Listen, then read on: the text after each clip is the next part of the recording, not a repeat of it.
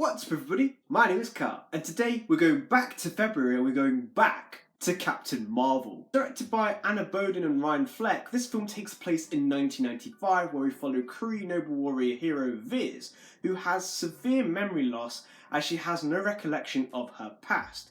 She has dreams of another life in fragments but isn't quite sure if it's hers or if it's just the dream. She is in an intergalactic war between two alien races, the Kree and the Skrulls, shape-shifting aliens that are regarded as the enemy. After a failed rescue mission, Viz ends up on planet Earth where she meets a SHIELD agent, Nick Fury, and together they rediscover her past and find out the truth behind this big alien war. Captain Marvel, Carol Danvers, Viz, played by Brie Larson, is a very cool but not very emotional character. She's very moderate in a way, and I'd say she's very cheeky, especially when she steals that guy's motorbike and destroys the music player in the bar with one electrically powered fist. She's extremely powerful as the source of her power, the origin of her powers, comes from the Infinity Stone, the Tesseract, the Space Stone. So it's a real change from the comics as well, and I quite like that they've twisted that around. I'd say that Brie Larson's performance is pretty decent, very average, very nice, and very easy to understand. Talos, played by Ben Mendelsohn, is a very likeable villain. Even though he really isn't the villain of the movie, he is a very sassy character. You actually sympathise for Talos and his kind because they are the innocent ones. The Kree are the real villains of this movie as they are slaughtering all these Skrulls who turn out to just be refugees trying to find a home, a place to belong, a place where they can have an identity.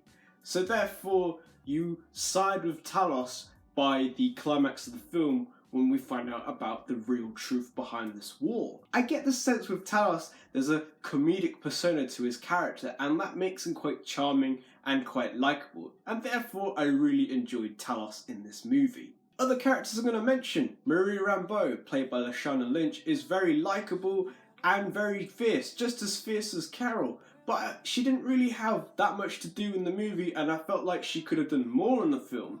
And that's what I really wanted to see because she's such a fun character.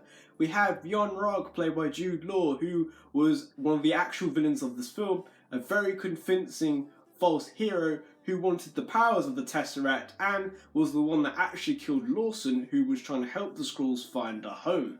We have Nick Fury, played by Samuel L. Jackson. It's always a pleasure to see Samuel L. Jackson in an MCU film, but I felt like this wasn't his best performance.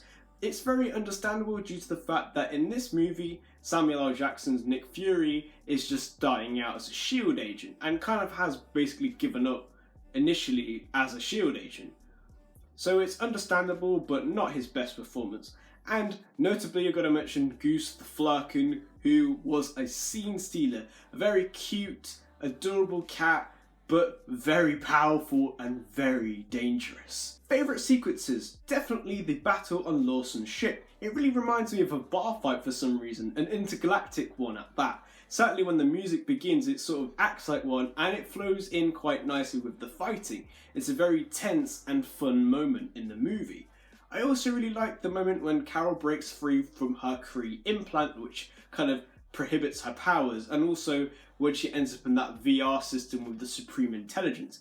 It's a very powerful and empowering moment, and the flashbacks of Carol in various stages of her life failing at something and then rising to the occasion is a thing that reinforces that. I also really like how when she stands in various stages of her life, she stands as Captain Marvel, and it's such a really good moment. And also, my final favourite moment with Captain Marvel is definitely when Carol discovers her ability to fly. I also like how when she's about to fall down to Earth, she unleashes that final stage of her power, and you can clearly see her having a lot of fun with it as well. So it's really cool to see that on screen.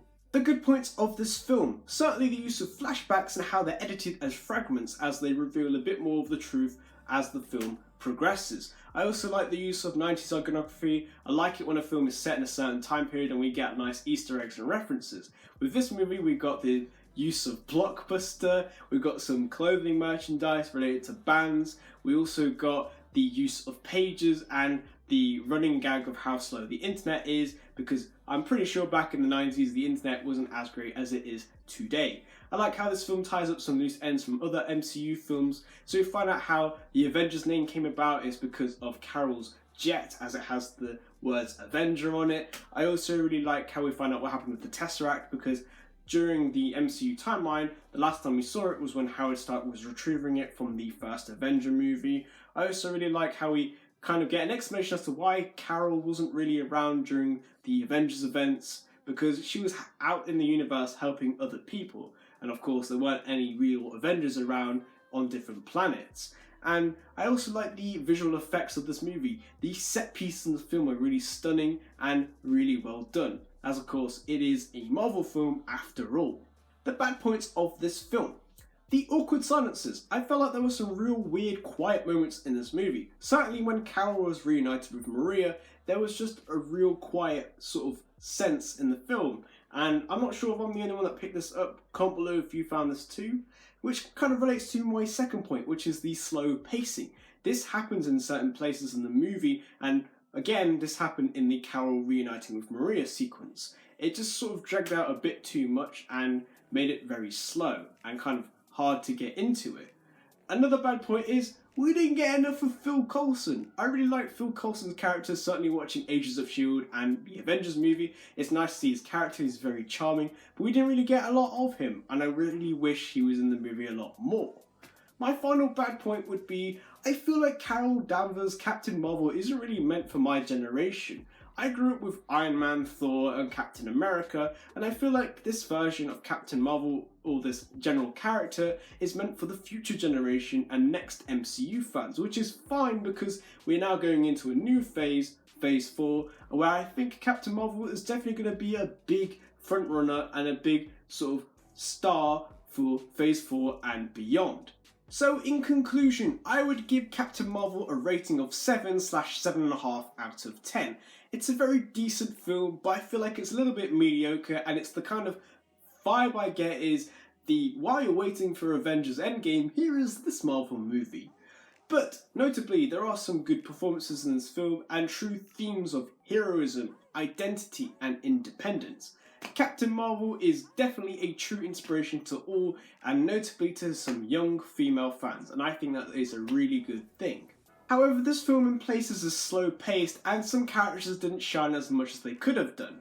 This film, this character, is definitely for future generations and future fans of the MCU, and that is very understandable as we are now going forwards to Phase 4, where Captain Marvel will be a big front runner. So comment below what you thought of Captain Marvel. What were your favourite sequences and who were your favourite characters? And what do you want to see in the sequel of Captain Marvel? I really would like to see this Secret Invasion storyline be adapted, as people have been sort of theorising this might be the next Captain Marvel film.